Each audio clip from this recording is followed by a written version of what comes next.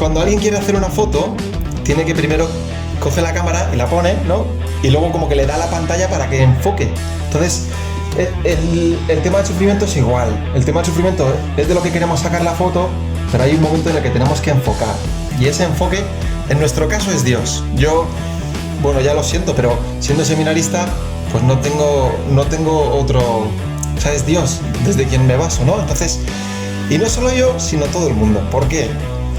Es curioso, yo estaba una vez en unas ponencias, en unas charlas sobre la eutanasia, sobre el suicidio asistido, la eutanasia y tal.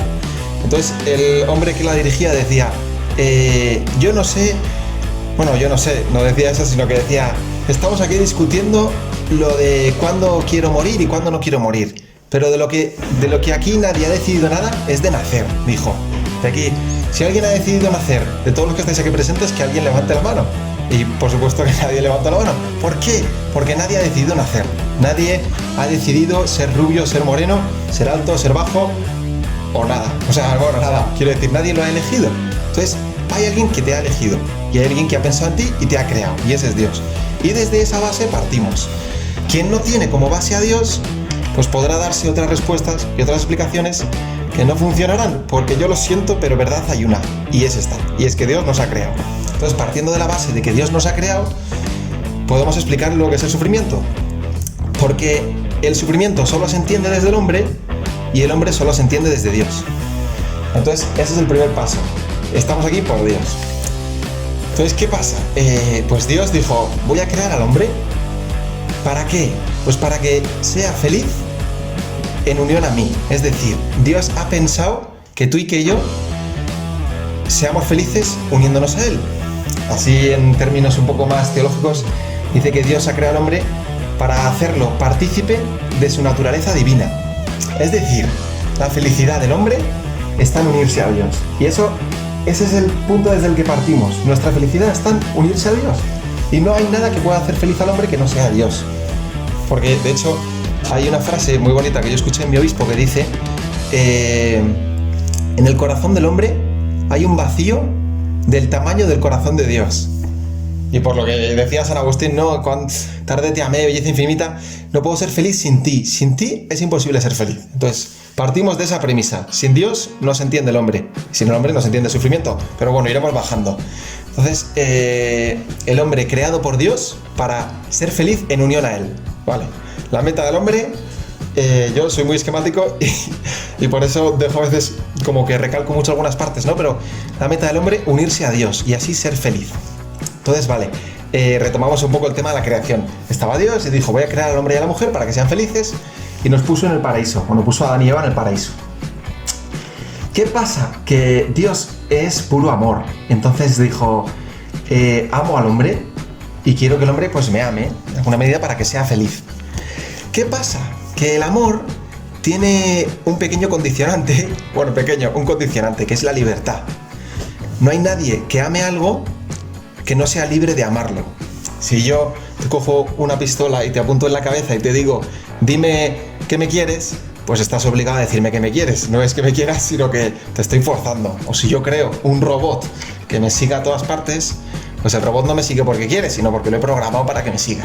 Entonces, un condicionante del amor es la libertad. Entonces Dios dijo, para que me elijan y me amen de verdad, tienen que ser libres de elegirme. Entonces voy a poner el árbol en medio, ¿no? El árbol, la manzana esta, pero bueno, es otro tema, pero bueno, quiero decir, Él dijo, voy a dejarles esta posibilidad de escogerme o no escogerme. Yo les he creado, pues para que sean felices, pero tienen que tener libertad de elegirlo, ¿no? Entonces, el hombre estaba en el paraíso y de hecho su felicidad estaba en hablar con Dios. Estos son pequeños detallitos del Génesis que son preciosos. Dice que Dios bajaba al atardecer cuando al correr de la brisa, dice la Biblia, y se reunía con Adán y Eva y hablaba con ellos y tenía que ser precioso eso. Pero bueno, hay un día que Adán y Eva pues comen de la manzana y pecan. ¿Por qué? ¿Por qué pecan? No me voy a meter en todo el tema de la manzana, pero bueno, ¿por qué pecan? Pues es curioso, pero es importante recalcarlo. Yo aquí tengo una Biblia, ¿vale? Para que veáis que no me lo invento. Y dice el Génesis, en el número 3, Dice el número 3:6. Dice que Eva, dice, la mujer se fijó en que el árbol era bueno para comer, atractivo a la vista, y que aquel árbol era apetecible, ¿no? Lo dice el Génesis 3, versículo 6. Es decir, el pecado nos es atractivo, y eso es una realidad, y esto es palabra de Dios. O sea, el pecado nos es atractivo, y el hombre, desde que nace, tiene una tendencia, que es a la concupiscencia, porque nos es atractivo. Es que está incluido en nuestra naturaleza, el pecado nos es atractivo, ¿no? Entonces, teniendo en cuenta eso, pues Eva dijo que no podía resistirse y le ofreció a su marido, a Adán, y los dos cayeron y pecaron. Vale, se rompe con Dios esa relación inicial. Entonces, en ese momento es cuando entra el mal en el mundo. El mal y el sufrimiento no los ha querido ni los quiere Dios nunca. En un primer momento, o sea, Dios no quiere el mal, para nada, Dios no quiere el mal. Dios es puro bien, puro amor y no quiere el mal. ¿Qué pasa? Que por la libertad del hombre entra el mal en el mundo. De hecho, cojo la Biblia otra vez y no voy a cogerla todo el rato, solo un par de veces. Pero dice el libro de la sabiduría, en el número, parezco un biblista, pero de verdad que es la penúltima vez que la cojo. Dice el libro de la sabiduría, en el número 2, 23, dice, porque Dios creó al hombre para la incorruptibilidad y lo hizo a imagen de su propia eternidad. Más por la envidia del diablo entró la muerte al mundo, ¿no? O sea que Dios desde un principio no quería esto, pero entró por la libertad del hombre. Vale, es que esto lo digo porque hay mucha gente que siempre dice, es que si Dios es todo amor, ¿cómo es que ha creado el mal? ¿Y cómo es que hay mal en el mundo? Si Dios ha creado todo y tal. Pues mirad, Dios ha creado la libertad y el mal parte de la libertad, no parte de Dios, ¿vale? Es una causa segunda de nuestra libertad. En el elegir el bien podemos elegir el mal. Entonces, el mal entra por motivo del hombre, no por motivo de Dios. Por la libertad entra el mal. Entonces, tenemos que tener eso claro.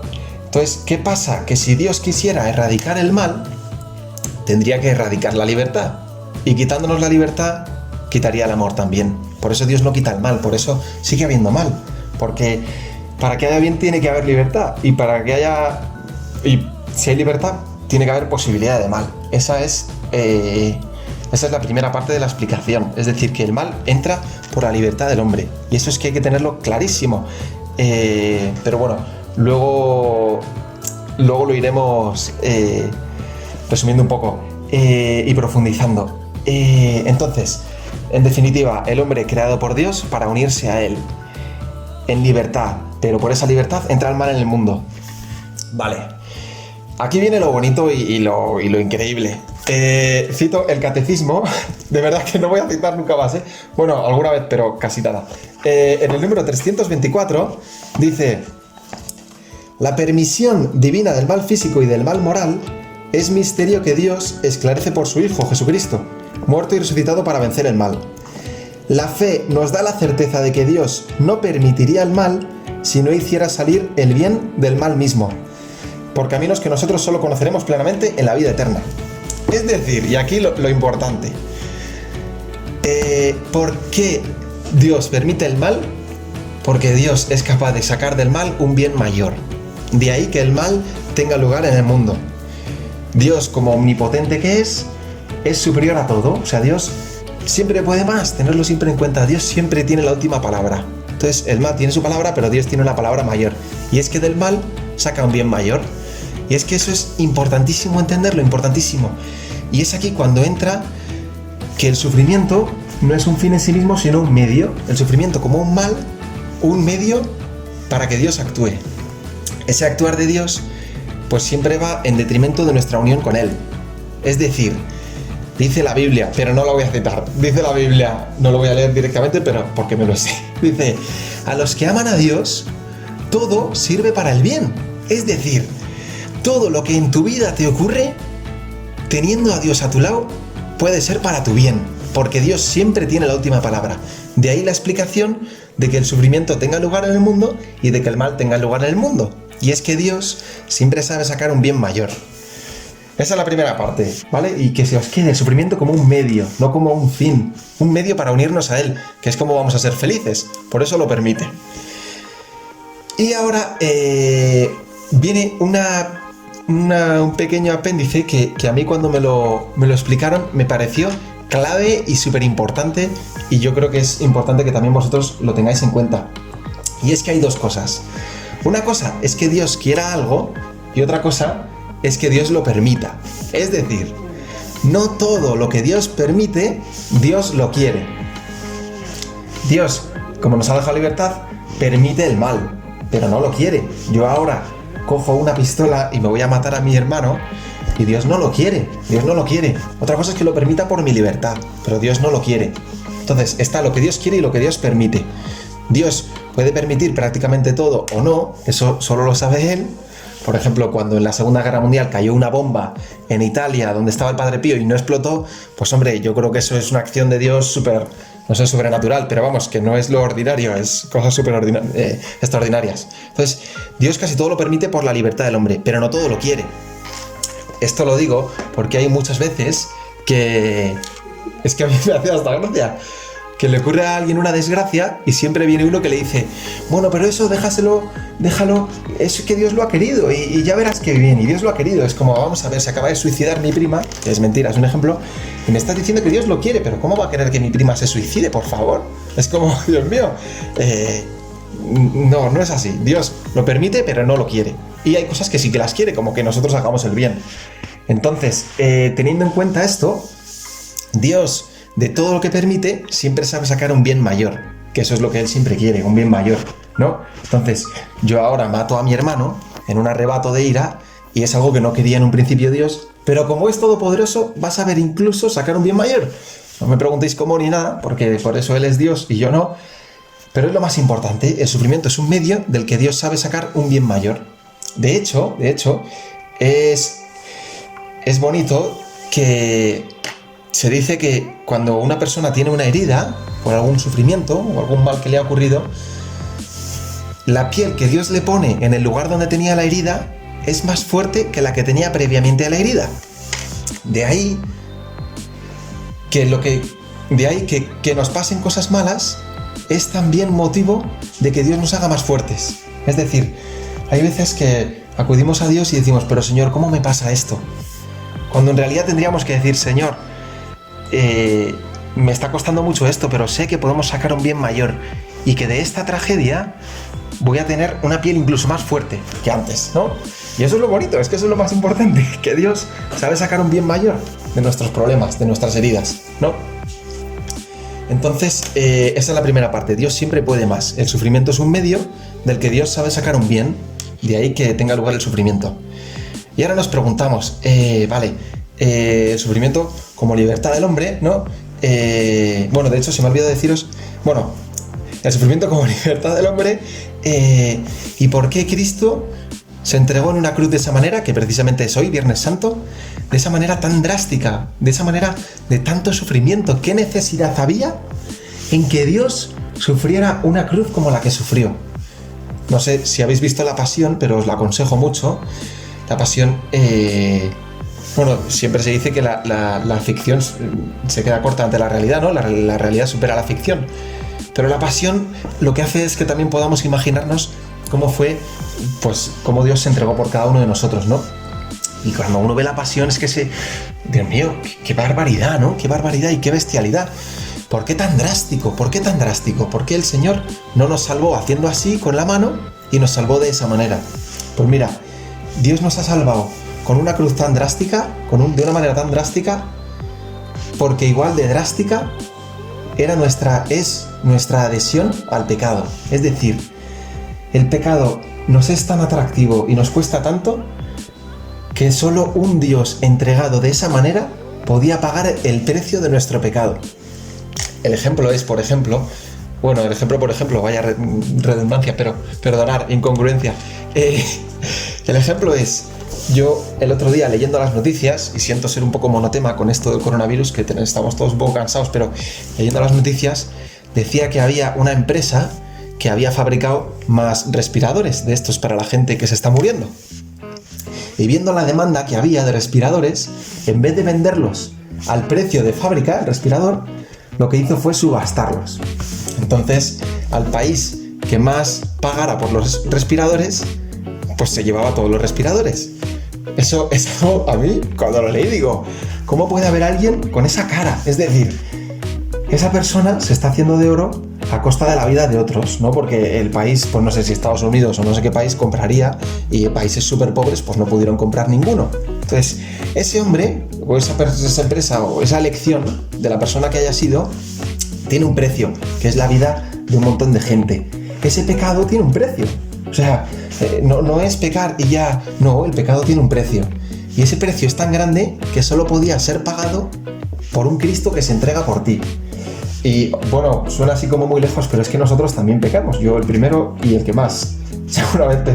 Pero es que el precio de nuestra salvación era que Dios se entregara por nosotros de esa forma. Porque hacer así no tiene ningún valor. Hacer así lo puede hacer cualquiera. Bueno, cualquiera, quiero decir, que es algo muy sencillo. Pero encarnarse, sufrir la humillación, de tal manera que sea una entrega así, es el precio de nuestro pecado. También, otro motivo de lo que es la cruz de Cristo, de su sufrimiento, es, mirar, el que Dios se haya encarnado de esta manera, haya vivido de esta manera y haya muerto de esta manera, que justo hoy celebramos, tiene un sentido también muy importante. Y es que así tú y yo podemos proyectarnos en Él. Es decir, cuando tú sufres algo, cuando cada uno de nosotros sufre algo, puede decir verdaderamente, Señor, tú lo sufriste como yo, acompáñame en esto, ¿no? Porque si no, si Dios hubiera nacido en un palacio y hubiera sido un rey no pasa nada, Paula, ¿qué ha puesto? Si Dios hubiera sido un rey intocable, nacido en un palacio, sin ningún problema en la vida, nosotros no podríamos decir, me identifico con Cristo. Porque muy pocos nacen en palacios, muy pocos. En cambio, un Dios que ha sido humillado, que ha sido maltratado, que le ha fallado la gente, que le han crucificado, sí que se puede identificar contigo. Y Cristo te dice, oye, en esta humillación que estás viviendo, yo la viví también y estoy a tu lado.